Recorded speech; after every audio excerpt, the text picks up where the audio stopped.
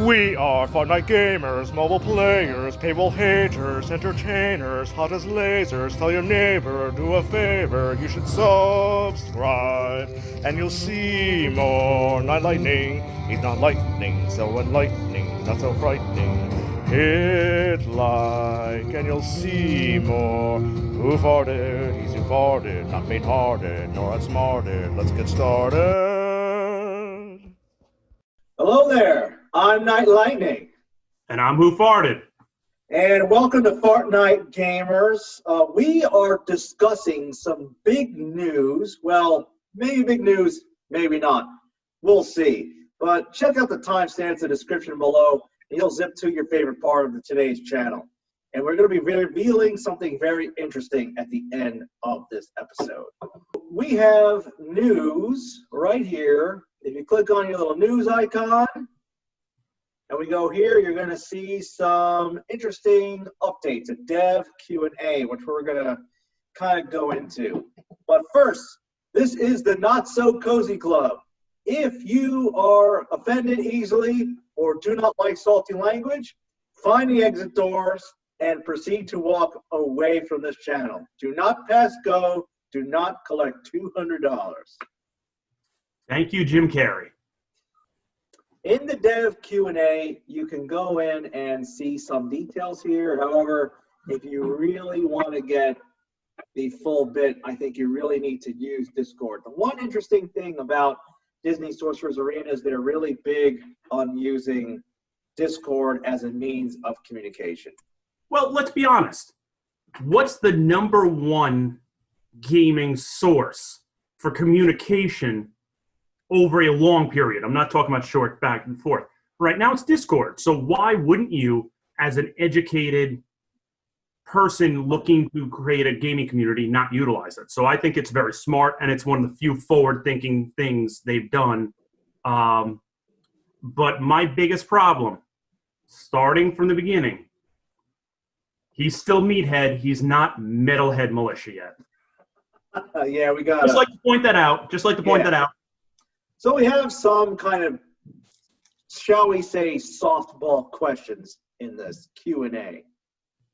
I wonder if the questions were actually written by the devs themselves. Some of these, because it seems like some super softball stuff in here. Like, what is the team's mission statement for DSA? Meaning, when you create something, what are you trying to achieve? Well, we're going to move on from that. That's not the stuff we're going to get into.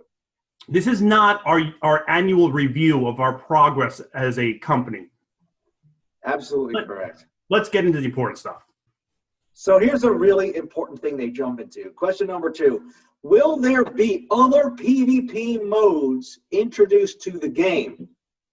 And they say, this is strange, this answer.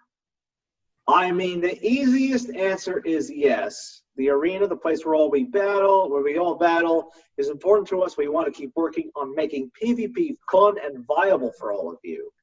We have plenty of issues we want to fix and new ideas we want to put into PvP. WhoFartd, what is your takeaway with not just the content, but the kind of language being used here? Because it is a little curious. Well, let's also start off with one disclaimer. What's the one thing that this game and anyone tied to this game is not aware of? The laws of grammar and basic English. So let's take that into context, that this may impact what they mean versus our interpretation. So, my thought is that right off the bat, this is a cop-out answer. This is, hey, we want you to be happy because, we make games, and games are things that people enjoy. That's how I interpreted this answer. I have to agree, because the way it's worded is strange. It's not like, I mean, look, benefit of the doubt, which, may not be deserved, but maybe this was a transcription from a dialogue, a conversation that took place, as opposed to somebody actually typing this out. But if somebody typed this out, this shit really bothers me. I mean, the easiest answer is yes. Like, how am I supposed to read that? I mean, the easiest answer is yes. Oh, if it's just typed out, just say fucking yes, please. The problem is, and if everybody will see this as you go through it, it's written in colloquial language. Anyone who is educated would say, okay, if this was a literal interview and I'm watching a recording, it's grammatically okay. But when you write it out in that way, you gotta be better. Come on. All of us playing this game are either going through school or likely graduated college. Do better. Hit your target audience. I mean, yeah. It's just interesting the kind of language put to paper, so to speak, on this. It's interesting how this is typed out. Like you said, if this was a transcription from the way someone verbally in real life responds, I would treat it a little differently. But the only way we're getting this communication is typed out like this. So I tend to think that is not how this all went down. Agree completely. So that just sets the I'd like to clarify something very important. Now, if anybody sees me eating currently, I am sick right now. So even though I am trying desperately to eat really clean and I've been doing really well, when I get sick, I get one thing. Let's see if I can get it on the camera. Bacon cheese fries. So if anybody wondering why I keep eating, if you put bacon cheese fries near me, I'm going to eat them. It doesn't matter. I could be on a call with my boss. I'm going to eat my bacon cheese fries. So just heads up. That's some nice knowledge drop right there. Exactly. Thank you, WhoFartd. Appear into the life of the legend. Okay, let's move forward here. Let's really get into this. I'm not going to read about how working from home has affected anything. Let's see. That's a shitty question. I'm skipping past. No, let's go number 6. Number 6, I think, is a great one to start off with. Yeah, this is so oddly specific. That's what I want to talk about. If you answer a question so specific, that means one simple thing. The next big original event is going to be Wreck-It Ralph. There's no question. That's the next big one. This is going to be probably the next meta post the Big Hero 6. I think we can pretty much guarantee you wouldn't have put in a question if it wasn't something that they're trying to give you a hint, hint, nudge, nudge, bring your wallets and your credit cards now. Well, that's what's funny, because you read this differently than I do. Because when we see Wreck-It Ralph in the game, they say it is likely that at some point Wreck-It Ralph himself will be in the game, and likely all this from the franchise. You are clearly interpreting that as, yeah, wink, wink, likely that at some point, like next week, Wreck-It Ralph himself will be in the game. The way I read this when I first saw this was, it is likely that at some point Wreck-It Ralph himself will be in the game, meaning maybe in 3 years. It's likely something will happen eventually, someday, when all the T's are crossed and the I's are dotted. I just think you would not have included it as number 6 when the first 5 have nothing to do with characters and the next 5 questions also have nothing to do with characters. Yeah, it actually makes me wonder if in that survey that was out there a while ago with who you want your favorite characters to come to the game makes me wonder if Wreck-It Ralph was at the very top of that list and that's why they stuck it in there. But I don't know. We'll see. Interesting. This is an important one. 7. When are you going to address all the bugs in the game, especially ones that have been in there since beta and global launch? Bugs are always a challenge in games. Rest assured, we aren't ignoring them and do have them all prioritized appropriately. God, I gotta tell you. Let me just show you something in context here. Okay, context. In the official news part of Discord, something came out a few days ago. Here we go. September 17, today's the 21st. Summoners, there's a bug in Big Bad Wolf's Huff and Puff ability, and we will be fixing it in a future content update. This is literally the only specific characters bug interaction they have listed on here in ages. So let's go back to that 7. Rest assured, we are not ignoring them and do have them all prioritized appropriately. Let me ask you a question. Who in the name of God decided, hey, you know what bug really needs to get fixed? That we need to put in the official news section? Big Bad Wolf's Huff and Puff. I mean, that's just the most game-breaking ability of all time. Are you serious? So, okay. So I'm not going to reveal too much about myself, my background, but I work in a technology role, okay? And I deal with things that are bug-related. Now, it's not video games, so I can't compare exactly. But yes, do we have a priority when bugs occur? No question. Is there a tiered system where you work on all your top ones first and then tier down? Yes. But if I leave a bug out there for 2 years, when this saying back to beta, 2 years, I get fired.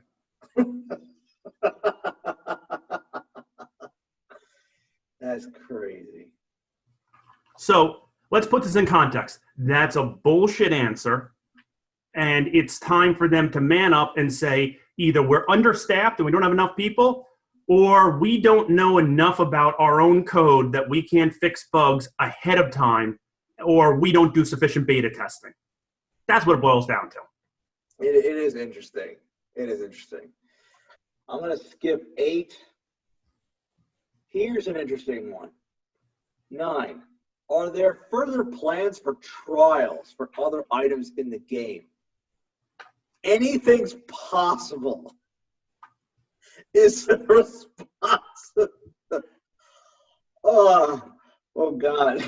I can't handle it, man. Anything's possible. Why don't you just say, fuck no, not anytime soon? Just be on. Anything's possible. No, the real answer should have been, we can't even fix the bugs. You want a new trial system? Jeez. You want us to work on something that is working? Oh my God. How long do you think it took us to get just basic functionality? Oh my God, man. I can't. Everybody needs to remember back to a couple months ago when we were just starting with this game in terms of being live for everything. And we had this really complicated system that no one knew how to get it to work, not even the devs. Does anybody remember what that was? The thing that kept failing over and over and over again? Please enlighten us. Pretty good. Club Conquest. It failed 4 weeks in a row. They gave us free rewards 4 weeks in a row. And this was something in beta. Now you think that these people are good enough to release a complicated trial, which they haven't had a year to work on? Let's be honest. Let's have them come out and saying, we're not at that point yet. We need to hire more programmers. And leave it at that. Yeah, I mean, I do, coming from the corporate world myself, I almost admire how corporate some of these answers are. Like, anything's possible. This isn't a question with a cut and dry answer. Bugs are always challenges. And my personal favorite, I mean, the easiest answer is yes. See, here's how I read this. This is literally like anybody who's managed people. When you have an employee who is just good enough that, like, if you were to get ratings on A to E at the end of the year, this is the guy who gets a C every year. And he's kind of covering all his bases by saying, yeah, I thought of that. I did. And, I'll look into it more.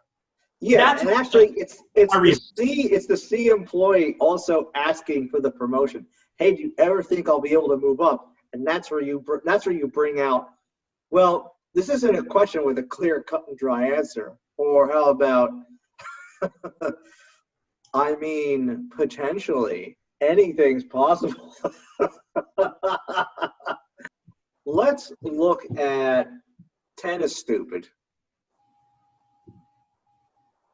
11 is weird. Is there any plan to have a potion exchange? I'm sitting on a couple million potions. Here's the thing, man. Who farted? Did you know Dankool somehow ran out of potions the other day? How is that possible? He doesn't even have, like, any meta team. And I don't even know if he's even level 60. But somehow he ran out of potions. He's got to be the only guy. He should get a reward. He should get his own special emoji, a Dankool emoji, where you earn only from having run out of potions. Congratulations, you are the only player in the history of this game who has run out of potions. Like when he enters the game, everybody should hear a wah, wah, wah sound. He's got some special powers for sure. I didn't think it was possible, but he changed so many things about the game that no one saw coming. Yeah. 12 is completely throwaway. 13. What can we expect with new costumes? I would love to see more cosmetics in this game. I think that is a good question. We love costumes too. In parentheses, which you don't see on this, I'm going to add, it gives us money. Exactly. And we will continue to make more, so stay tuned. We've also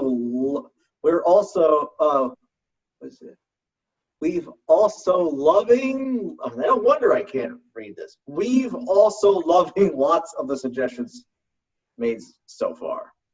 I think they meant to say we're. Even then, it's not exactly a solid sentence. I'm wondering how there was no grammar check or spell check in any of this. Look, the actual game gets a lot wrong, so I'm going to go ahead and imagine the Discord isn't that polished.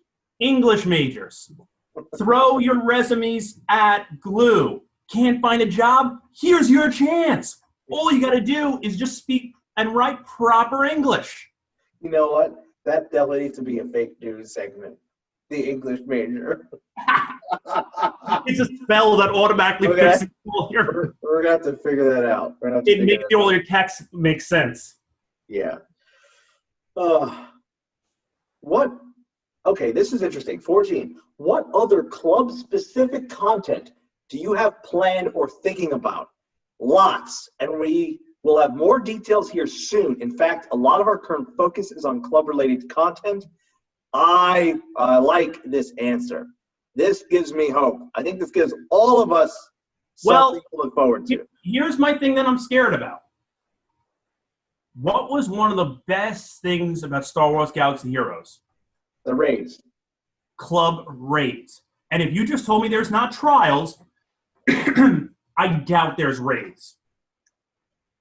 That's what scares me.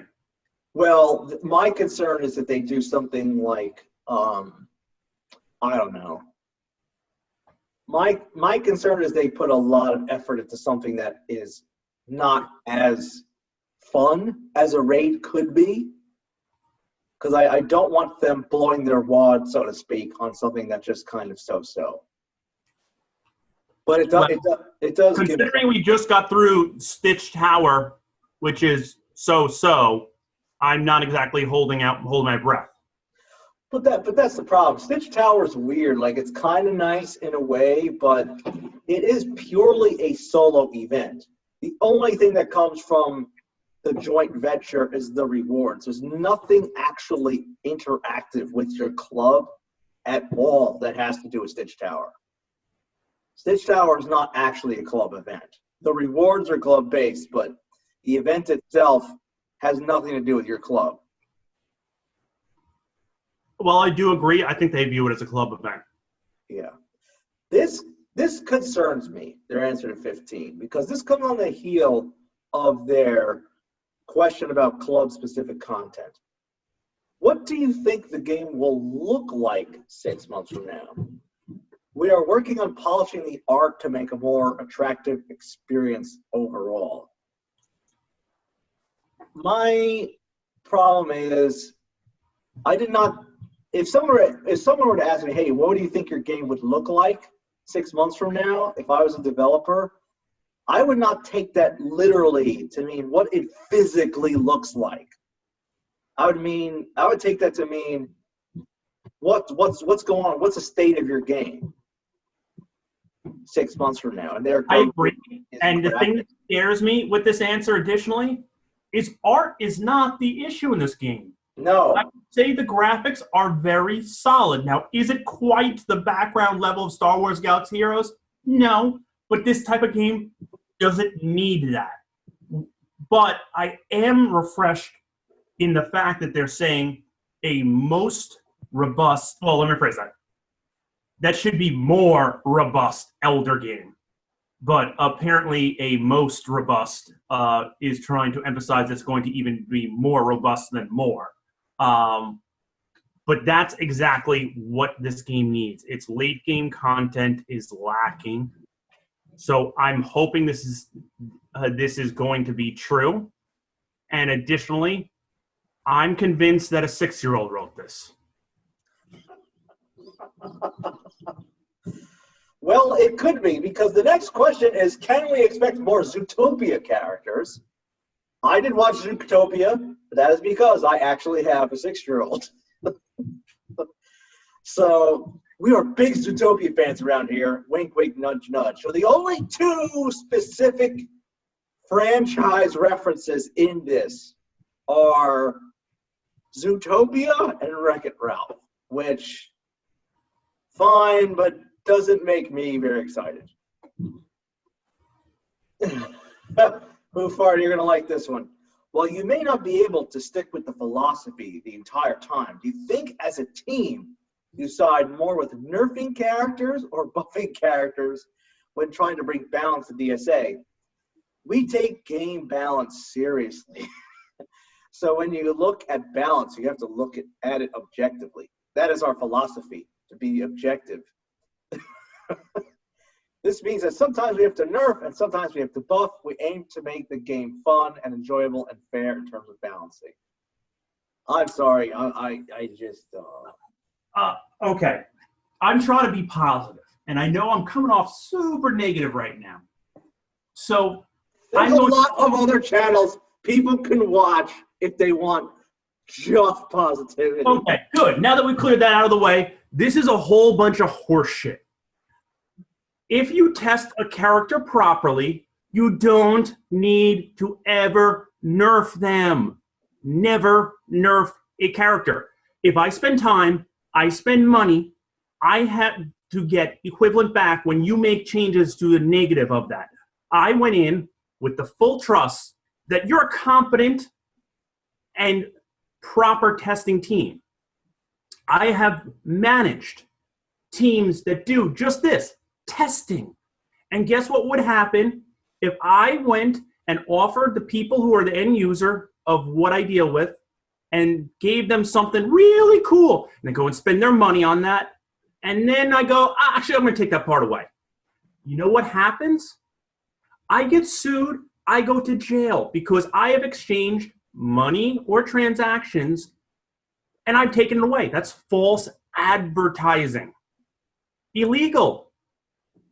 So you're saying here that you're giving yourself a bailout if you screw up time and time again by not properly testing, and we should not trust you because you're openly saying, we're going to nerf again. This is possibly the most egregious thing I read in all of this, that they're openly saying they have no issue nerfing because they can't objectively view the impact of new and old characters that were introduced into the game. Yeah, we tested it. We tested this character tons. Okay, have you considered in terms of testing, have you considered playing the game? Wait, we've got to play the game one now? of your testing strategies. It's time to start two things, Glue, okay? One, take from EA. A Game Changers program is needed. And because I am so magnanimous of a person, you can nominate the two of us, and we'll be your Game Changers, along with a few other key people that we can nominate are all in our club guild. So, you know, that wouldn't be unfair to, you know, anybody in our guild. So I'm perfectly okay with that. Yeah. But beyond that, take the top 20% of players, top 10% of players in the game, the whales, who play more than anyone else and have the characters early on that are 7-star, Gear 7. Let them have early access in a sandbox mode and let them test. Give them some bone, some early information, some little caveat that kind of strokes the whales' egos. And you know what? The whales will spend more money in kind, so you make more money, plus you solve the job that you're not doing efficiently. I think that is a brilliant suggestion. Absolutely. 100% agree. I'm going to skip 18. Let's jump to 19. I actually like this one.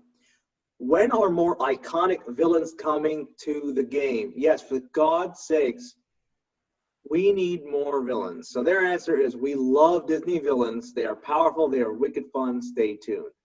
So I do appreciate them saying they are powerful. So maybe that's why we haven't seen much villain synergy, because maybe they're holding back. If they want to bring certain villains to the game, they want to make sure they do them properly and do them justice in terms of power scaling. But, I mean, we've had quite a few metas in this game, and almost none of those metas have been completely run by villains. None of them have. The best we've gotten in terms of villains in any meta was Shan Yu being stuck on a kingdom team with a bunch of other heroes, for the most part. Well, I'd like to jump in on one thing. I interpreted this in two ways. One, and both have to deal with the terminology of they are wicked fun. To me, that means Maleficent's coming, and the new villains are from Boston, because that's the only other place I know that uses wicked fun in an actual sentence.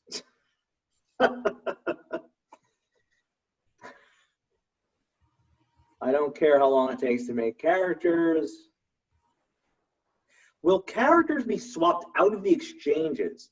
While it's fun to go after certain characters, it can be stale seeing the same character over and over again, like Sorcerer's Tournament. We have proven that we will look to keep exchanges fresh, but we don't have a set timetable for this. So, hey, the way I read this is, hey, remember that one time we added Kristoff to Club Exchange and Anna to the Sorcerer's Tournament? Yeah, that was like a thing we did like 5 months ago. So that may never happen again. we don't want free farming and farmable characters here. I'm sorry, but this is just in line with every cop-out answer. I think that there's maybe 3 real things that have come out of this. And the rest is like, hey, we do an awesome job, but we're not going to give you any specifics, and we're probably going to do less than we promised. So here's a generic answer. Yeah, I'm going to skip a few. How often do you plan on releasing legendary characters or teams like Elsa? We have no set timetable for legendary characters, but we understand the legendary characters are highly coveted. The expectation from players is that legendary characters change the way the game is played. We want to be careful how often we introduce these into the game for sake of game balance. I do appreciate that. My concern is, I was concerned honestly way back when Frozen came in, because it wasn't the individual power levels of those characters.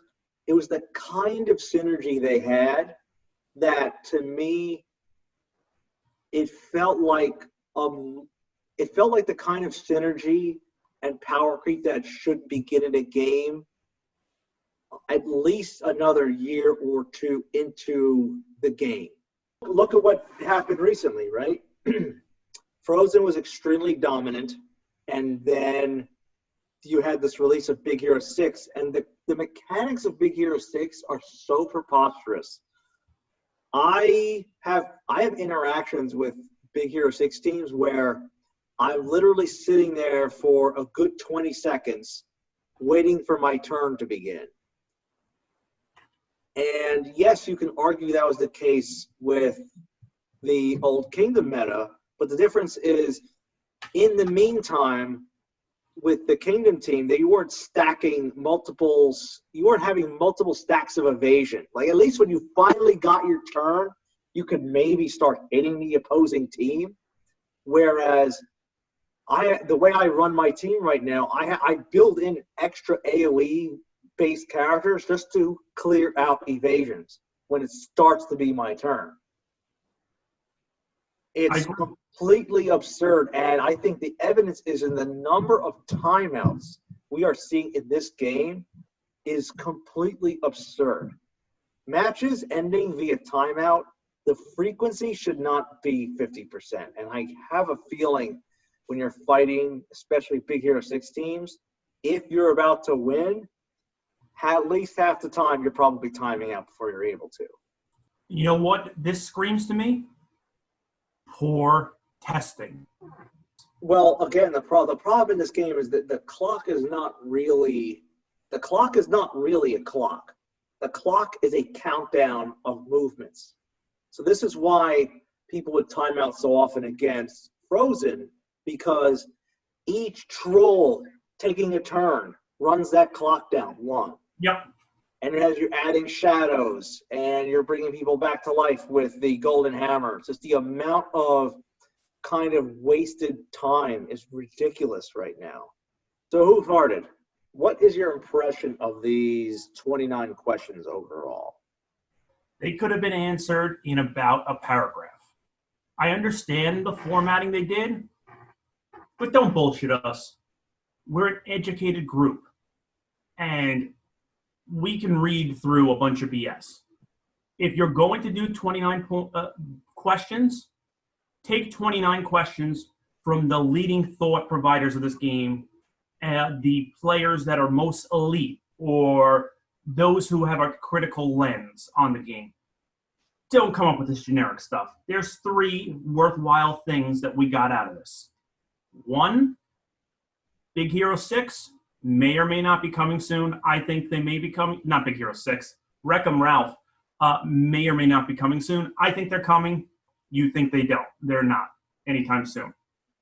2, there's some wicked fun happening soon with villains, probably Maleficent. And 3, Zootopia is probably incoming very shortly. So that's also probably another big thing.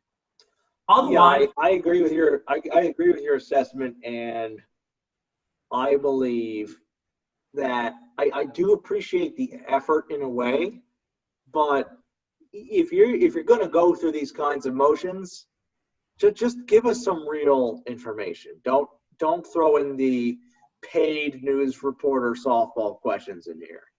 So WhoFartd, I think that brings us to our fake news section.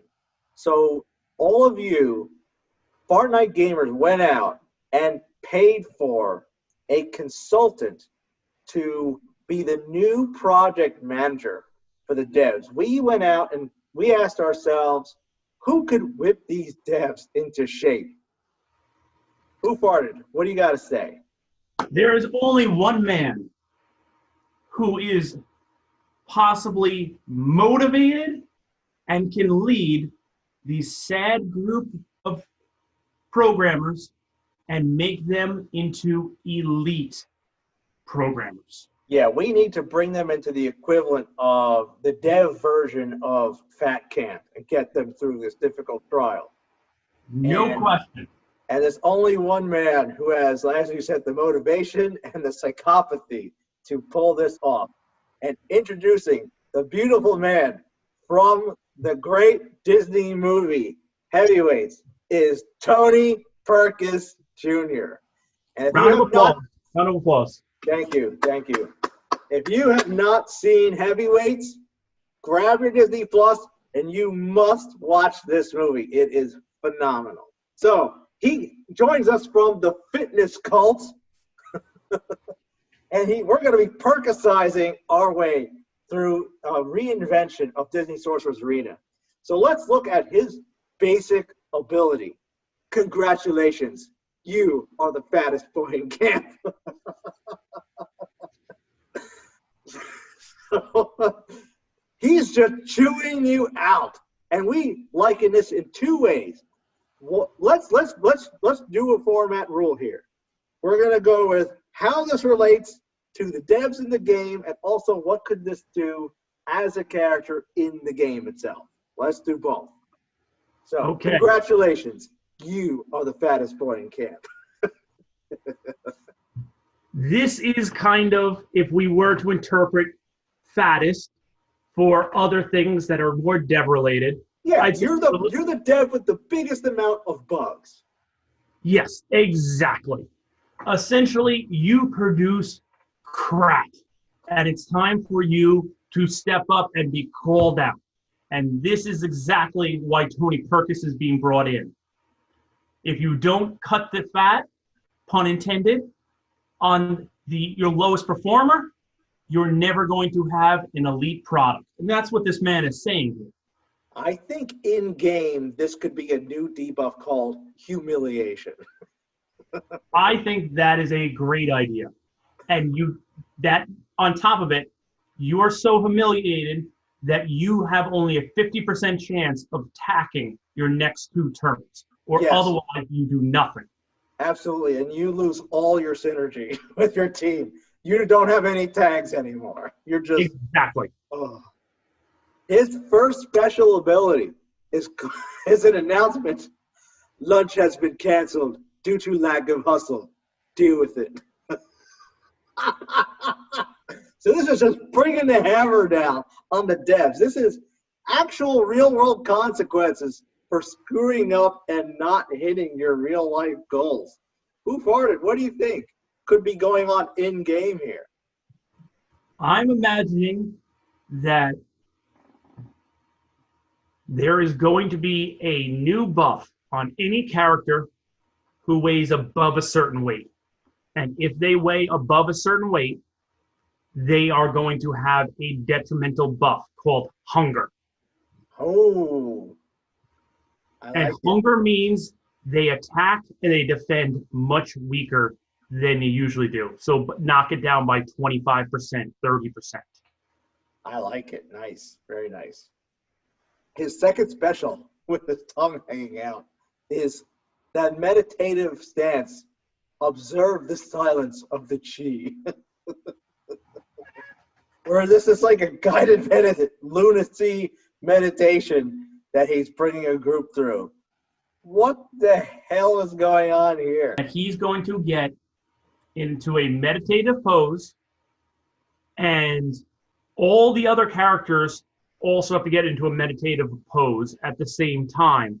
And a random number of characters are going to fall asleep for the next turn, or they're going to gain a buff, which we are going to call the chi. Ooh, I like it. A new buff called the chi.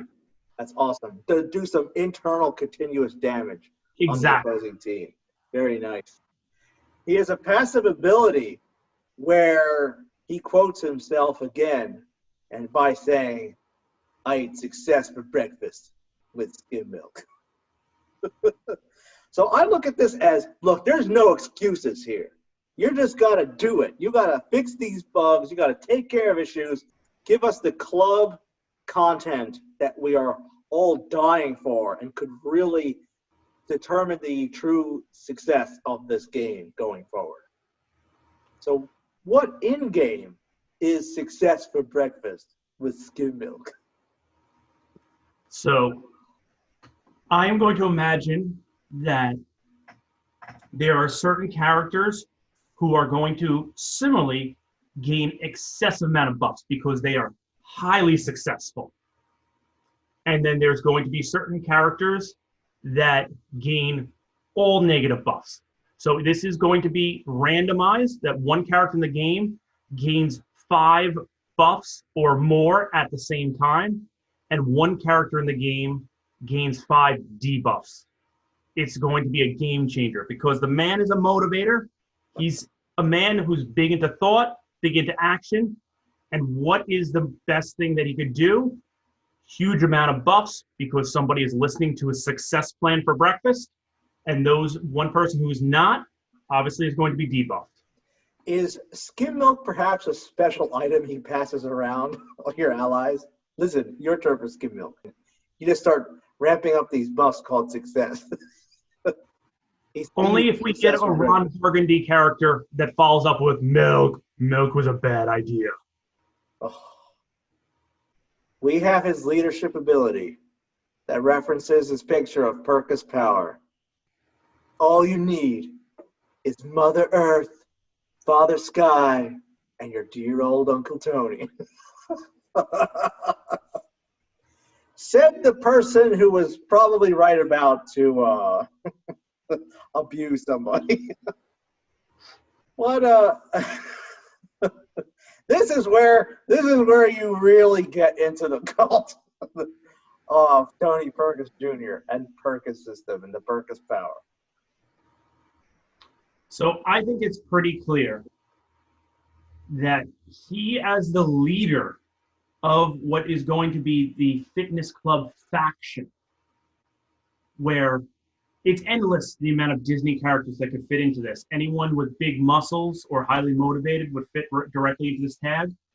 And I imagine that he immediately adds multiple percentage upgrades. While let's say we have certain, like Shen Yu gives a 12% upgrade in speed for certain characters, I'm imagining that Tony Perkus gives a smaller but upgrade on 5 or 6 different stats. So you get 5% speed, 4% speed, 4% more offense, 4% more defense.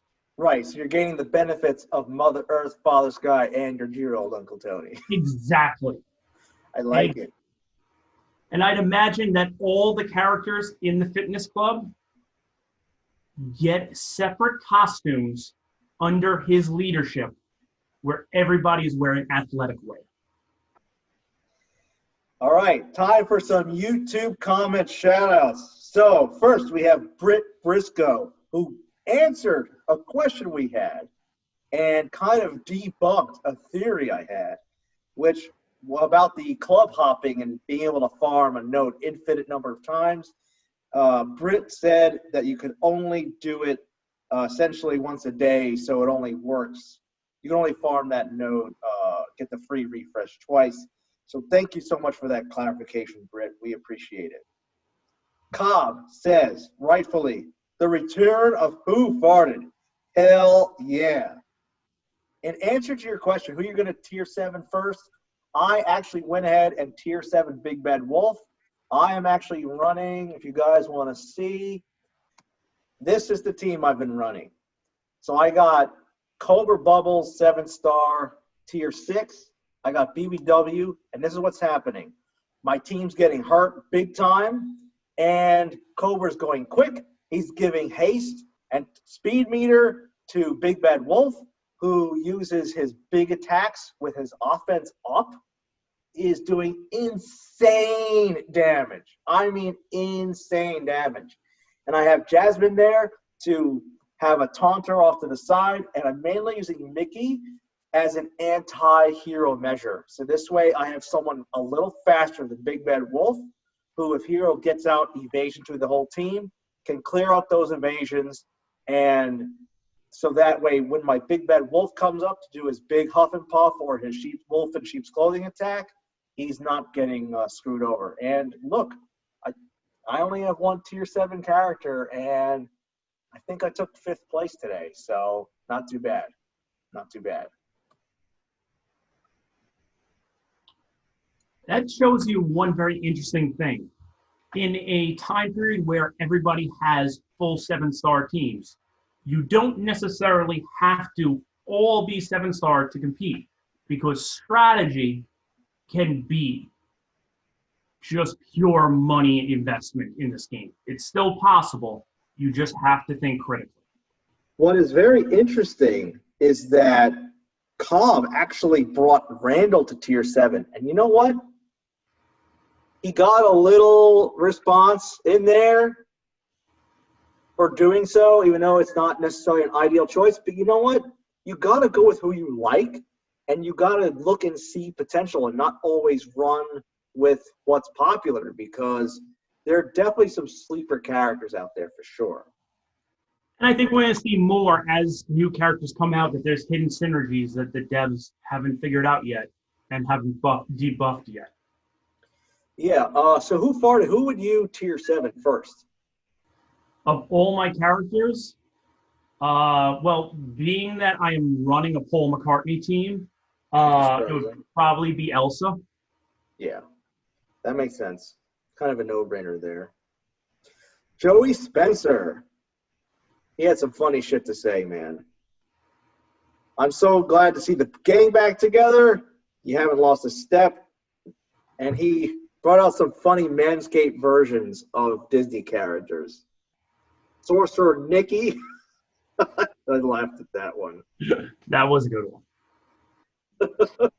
If you want to see more, folks, check out Joey Spencer's comment. It's pretty funny with the whole Manscaped thing. And for those of you who did not see our last video, there is a timestamp in there, really designed by WhoFartd, says something to the effect of, Disney wants to shave your balls. So if you want, check out, that was a special part of our last video, so jump to that timestamp. You'll get some good laughs there for sure. All right, WhoFartd, you want to say anything else? I think we've said it, we've done it, there's nothing left to say, and we've finally put in place the proper man to fix Glue's issues and get them motivated and on the right path for our future to enjoy this game. I agree. Thank you, Tony Perkins. Thank you, WhoFartd. Everybody like and subscribe. We will see you next time.